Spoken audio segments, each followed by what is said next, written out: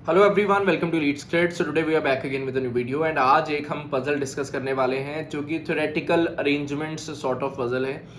Cat recent years में ऐसे type के पजल्स बहुत ज़्यादा टेस्टिंग करने लगा है। वो डायरेक्ट अरेंजमेंट्स नहीं देता बट अरेंजमेंट्स को घुमा कर कुछ चीज़ें प्रोवाइड करा देता है। तो अगर आप में से कोई ऐसा स्टूडेंट है जिसने ईजी स्टूडेंट की मैं बात कर रहा हूँ, अगर आपने एक्चुअल कैट पजल अटेम्प्ट नहीं किया है तो एक बार टेस्ट अटेम्प्ट कर लो। रीसेंट टेस्ट में आपको ये पजल मिल जाएगा, उसके बाद में आप ये वीडियो देखिए। इन केस आप नॉन ईजी स्टूडेंट्स हैं तो आप वीडियो को पॉज करके सॉल्विंग करके देन आगे प्रोसीड कर सकते हैं। हाउसिंग कॉम्प्लेक्स के ऊपर पजल था 2023 स्लॉट 1 में। अच्छा पजल है बट एग्जाम सिनेरियो के लिए डेफिनेटली डुएबल कैटेगरी का क्वेश्चन है। तो कैसे इसको हैंडल किया जा सकता है उसके बारे में हम लोग बात करेंगे। It says that the schematic diagram below shows 12 rectangular houses in a housing complex. House numbers are mentioned in the rectangular representing the houses, in rectangles representing the houses. The houses are located in 6 columns A से लेकर F तक। 6 columns हैं, 2 rows हैं, row 1 and row 2. The houses are divided into 2 blocks, block XX and block YY. The diagram also shows 2 roads, one passing in front of the houses in row 2 and another between the 2 blocks. ये road नजर में आ रहे होंगे, 2 roads हैं। अच्छा, कह रहा some of the houses are occupied and the remaining ones are vacant and are the only ones available for sale. तो जो वेकेंट है वही अवेलेबल है सेल के लिए। ये पॉइंट बहुत ही ज्यादा इंपॉर्टेंट था, अगर आपने इसको मिस आउट किया तो आपके लिए चीजें जो है वो डिफिकल्ट डेफिनेटली हो जाती और एग्जाम सिनेरियो के लिए मिस आउट हो जाते हैं जनरली पॉइंट्स। तो ध्यान रखिए, कैट रिसेंटली जो पेपर टाइप बना रहा है पिछले 3-4 साल से, वो जो पैराग्राफ का डेटा है उसके अंदर कुछ ना कुछ ऐसा लूप होल छोड़ देता है कि अगर आप उसको मिस आउट करो तो आपके लिए वो पजल डिफिकल्ट बन जाए। तो इस चीज का जरूर ध्यान रखिएगा, ठीक है।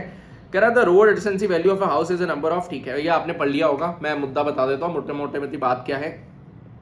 मान लो ये इसकी मैं बात करता हूँ, इस C1 की बात करता हूँ। तो इस C1 के साथ में ये वाला रोड लग रहा है, ठीक है, तो इसका रोड एडजेंसी वैल्यू हो जाएगा 1। अगर मैं C2 का बात करूं, इसके साथ ये रोड लग रहा है, ये वाला रोड लग रहा है, तो इसका रोड डिस्टेंस वैल्यू हो जाएगा 2। सिमिलरली कोई और एग्जांपल एडिट भी मैं E1 का बात करता हूं, तो E1 के साथ कोई रोड नहीं है, E1 इधर कोई रोड नहीं है, एडजेसेंट नहीं है, तो इसका रोड एडजेंसी वैल्यू हो जाएगा 0। I hope so this thing is clear to everyone. Similarly if we talk about neighbour, तो भाई अगर यहाँ पे कोई पर्सन है तो इसका नेबर कौन होगा, ये वाला और ये वाला। बट नेबर वो कब होगा, अगर वो ऑक्यूपाइड होगा। मान लो ये घर ही वेकेंट है तो इसका ये नेबर थोड़ी होगा, तो खाली पड़ा ना, तो फिर नेबर नहीं है। ये वाला घर है कोई, इसका नेबर हो ये और ये घर खाली पड़ा हो, वेकेंट हो, तो ऑटोमेटिकली वो नेबर कंसीडर नहीं होगा, ठीक है। अच्छा, एक पर्सन के मैक्सिमम टू मैक्सिमम कितने नेबर्स हो सकते हैं? अगर मैं इस पर्सन का बात करूं, इसका एक ये नेबर है, एक ये नेबर है। इस पर्सन का बात करूं, इसका एक ये नेबर है, एक ये नेबर है और एक ये नेबर है, 3 नेबर आ गए। इस पर्सन का बात करूं, एक ये नेबर है, एक ये नेबर है। तो आपको नजर में आना स्टार्ट हो गया होगा कि maximum 3 neighbours can be there, not more than that. Minimum 0 भी हो सकता है, मे बी उसके साथ में जो घर है उसमें कोई पर्सन रहता ही ना हो, तो दैट इज वाई उसका नेबर जो होगा काउंट वो 0 हो जाएगा, ठीक है। तो यहाँ तक पहुंच गए होगे आप, सारी पॉइंट्स पता चल गई होंगी। हम लोग आते हैं डायरेक्ट इसके बाद में मुद्दे की बात पे। सॉरी, कह रहा था base price of a vacant house is ₹10 lakh. अगर उसमें पार्किंग है तो 10 लाख का हाउस है, अगर पार्किंग नहीं है 10 लाख का है, अगर पार्किंग के साथ है तो 12 लाख का है। अगर उसका रोड एडजेसेंसी वैल्यू है कुछ तो वो 5 से मल्टीप्लाई होगा, अगर उसका नेबर काउंट है तो वो 3 से मल्टीप्लाई होगा, ठीक है। तो मेरे पास में इक्वेशन अराइज हो जाएगा 10 और 12 लाख प्लस 5 इंटू रोड, जितनी भी रोड्स होंगे साथ में 3 इंटू नेबर काउंट, जितना भी नेबर होगा उस हिसाब से चलेगा। अच्छा, अब कह रहा है जी ब्लॉक XX में मैक्सिमम प्राइस है 24 लाख का, और ब्लॉक XX की बात कर रहा है, और YY में मिनिमम की बात कर रहा है वो 15 लाख का है। ब्लॉक XX में मैक्सिमम वैल्यू की बात कर रहा है, ठीक है। आपको हर बार ही टारगेट करना है, मे बी वो 6-7 वैल्यू देता तब भी मेरा यही सेम टारगेट रहता कि मैं मैक्सिमम पे टारगेट करूं और मैं मिनिमम पे टारगेट करूं, ठीक है। मैक्सिमम पे टारगेट करूं और मिनिमम पे टारगेट करूं, वो ऑलरेडी यहाँ पे गिवन है तो उन्हीं के ऊपर टारगेट करेंगे। अगर मैं 24 लाख बनाने की बात करता हूँ कि 24 लाख कैसे बनाया जा सकता है, अगर मैं वो देखूं तो मुझे पता है यार, मैं मान लो 12 लाख लेके चलता हूँ। 12 lakh plus 2 road adjacency, road adjacency 2 से ज़्यादा नहीं हो सकता क्योंकि 2 ही रोड्स अवेलेबल हैं, प्लस 10 वैल्यू हो गया, 22 वैल्यू हो गया, मुझे 24 बनाना है। 2 नहीं बन पाएगा, 3 के मल्टीपल के फॉर्म में नहीं बन पाएगा। अगर मैं 5 इंटू 1 ले लेता हूँ, 17 वैल्यू बना, मुझे 7 और बनाना है, 7 नहीं बन सकता 3 के मल्टीपल की फॉर्म में। सिमिलरली मैं आगे गया, 5 इंटू 0 रख दिया, प्लस कितना होगा 12 प्लस 0 12 ही हुआ, मतलब 12 वैल्यू और चाहिए, मतलब 3 इंटू 4 नेबर्स चाहिए। बट 4 नेबर्स तो पॉसिबल ही नहीं है ना, आपको पता है 3 नेबर्स ही ज़्यादा से ज़्यादा हो सकते हैं, 4 नेबर्स आर नॉट पॉसिबल, मतलब 12 लाख का घर नहीं होगा ये, 10 लाख का होना चाहिए। अगर 10 लाख का घर हुआ, रोड एडजेंसी वैल्यू 2 हुआ, तो टोटल वैल्यू विल बी 20, मुझे 4 और बनाना है, दैट इज नॉट पॉसिबल। अच्छा, अगर मैंने रखा 1 15 प्लस 3 इंटू 3 हो गया अपने पास में 9, तो दैट इज पॉसिबिलिटी, कोई दिक्कत नहीं है इसमें। सिमिलरली और आगे लेके चला 10 प्लस 5 इंटू 0 हो जाएगा, that is not going to happen, होने का चांस ही नहीं है, तो अननेसेसरी टाइम उस पर स्पेंड करने का नीड भी नहीं होगा। ठीक है, तो अपने पास में एक पॉसिबिलिटी ये बन गया कि भाई 10 लाख का घर है, एक रोड एडजेंसी वैल्यू है, 3 नेबर है। अब 3 नेबर होंगे कहाँ पे, या तो इधर होंगे या तो इधर होंगे, इसके अलावा पॉसिबल नहीं है। साथ में कह रहा है रोड एडजेंसी वैल्यू भी है, मतलब B2 के बारे में बात कर रहा है, मतलब B2 का प्राइस हमारे पास में 24 लाख है। अब आपके मन में ये जरूर आएगा, आप तो स्क्रीन पे कर दे रहे हो, हम कैसे करेंगे। हाँ जी, तो भाई आप क्या करोगे, आप डायरेक्टली यहाँ पे अरेंजमेंट्स सॉर्ट ऑफ टेबल बना लोगे, 1 2 3, सिमिलरली 1 2 3 1 2 3, बस ना इधर ABCDEF लिखने का जरूरत है, ना रो 1 रो 2 का लिखने का जरूरत है, वो अंडरस्टूड है चीजें, वो जो हमारा नॉर्मल वे में वर्किंग होता है वैसा ही है, कुछ अलग नहीं है, तो आपको वो करने का नीड भी नहीं है। एग्जाम सिनेरियो से करो, लिमिटेड लिखो जिसमें आपको क्लियर हो जाए एंड आप उसको प्रोसीड करके सॉल्व भी कर जाओ। ठीक है, चलिए अब अपने को पता चल गया कि भाई ये वाला हाउस वेकेंट है और इसका प्राइस 24 लाख का है। ठीक है, अगर ये वेकेंट हाउस है और इसका प्राइस 24 लाख का है, तो मुझे पता है इसके 3 नेबर हैं, तो भाई अगर इसके 3 नेबर हैं तो मतलब this house will be occupied, this house will be occupied, this house will be occupied for sure. इनके ऑक्यूपाइड हुए बिना 3 नेबर बनने का स्कोप नहीं था, तो इसको ऑक्यूपाई ऑक्यूपाई ऑक्यूपाई कराना पड़ेगा। ठीक है, ओके, कह रहा minimum coated price of a house in block YY is ₹15 lakh. अब मैं 15 लाख के ऊपर चलने का ट्राई करूँ, इसको इरेज कर देता हूँ। मुझे 15 लाख बनाना है अगर, तो वो कैसे बन सकता है वो देखते हैं। अगर तो 12 लाख का घर है पार्किंग के साथ में, तो रोड एडजेंसी वैल्यू 0 होने वाला होगा और अपने पास में 3x1 होने वाला होगा।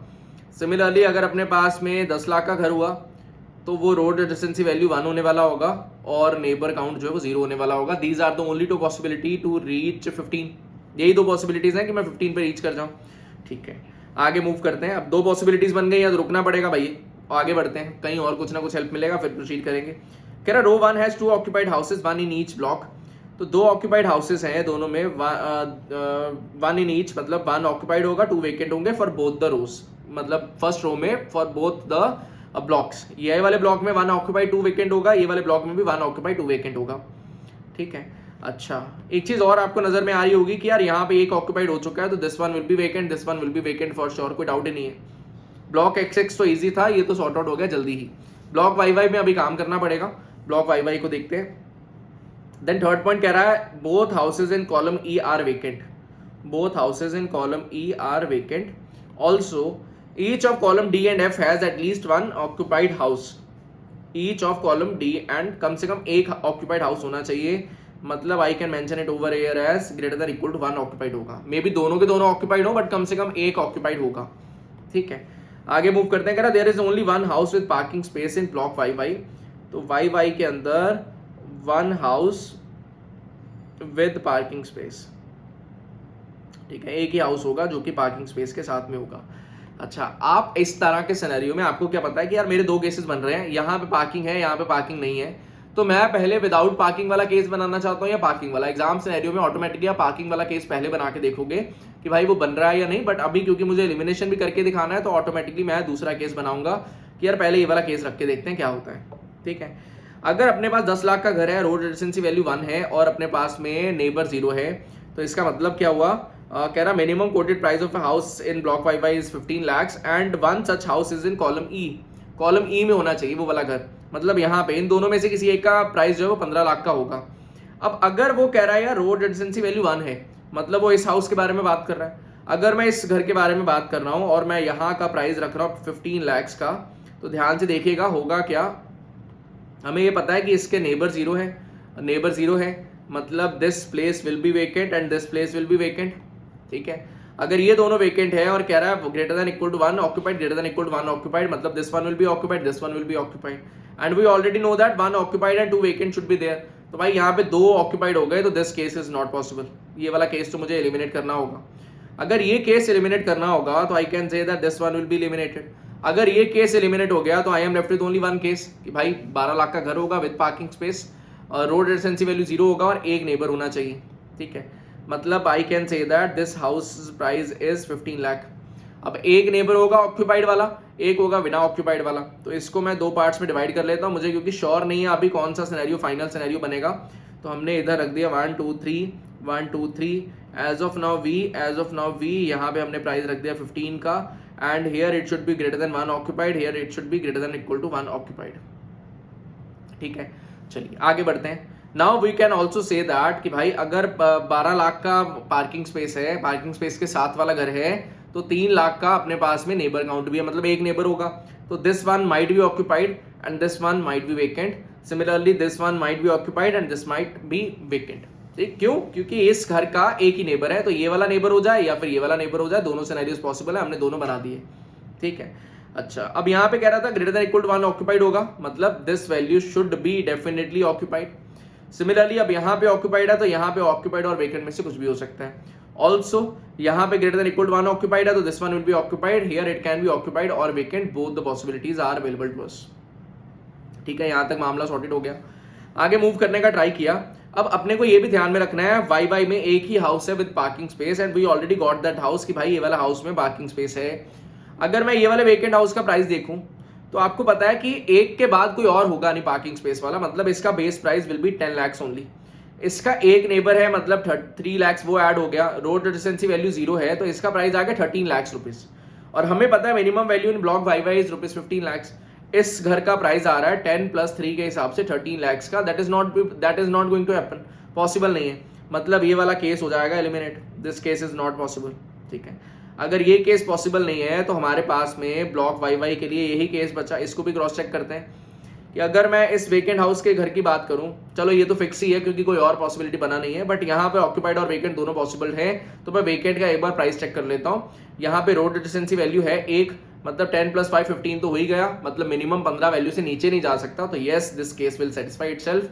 कह रहा how many houses are vacant in block XX, ये बहुत पहले आंसर हो चुका था कि भाई 1 2 एंड 3 अपने पास में 3 हाउसेज वेकेंट है। और आप ये ध्यान रखा करो, अगर इस टाइप का डेटा क्वेश्चन आता है जिसमें मिनिमम आंसर ऑप्शंस पॉसिबल है, तो आप ऐसे क्वेश्चन में तुक्का लगा सकते हो भाई, 1 2 3 4 में से कुछ भी, नेगेटिव मार्किंग होना नहीं है, तुक्का बैठने का स्कोप ज्यादा है, तो अगर लग गया +3 मार्क्स बहुत बड़ा डिफरेंस क्रिएट कर पाएंगे। विच of the following houses is definitely occupied, जो अपने पास में ये वाला क्वेश्चन है जो ये क्वेश्चन है, कह रहा विच of the following houses is definitely occupied, तो इसका 2 आंसर्स बन रहे हैं कि भाई D2 जो है वो भी ऑक्यूपाइड है एंड B1 जो है वो भी ऑक्यूपाइड है, और ये क्वेश्चन चैलेंज हुआ था कैट 2023 में कि इसका ये भी आंसर हो सकता है, ये भी आंसर हो सकता है। कैट ने ये वाला जो केस था जो कि पॉसिबल नहीं था, उसके अकॉर्डिंगली जो है वो इस क्वेश्चन का आंसर B1 दिया था, बट इसको चैलेंज कर दिया गया था बाद में, एंड इसका जो रिजल्ट है वो चेंज कर दिया गया था। Then if we talk about the third question, it says that which of the following option best describes the number of vacant houses in row 2, तो vacant houses is 1 2 and it can be 3 as well, so it will be, our answer will be either 2 or 3. Then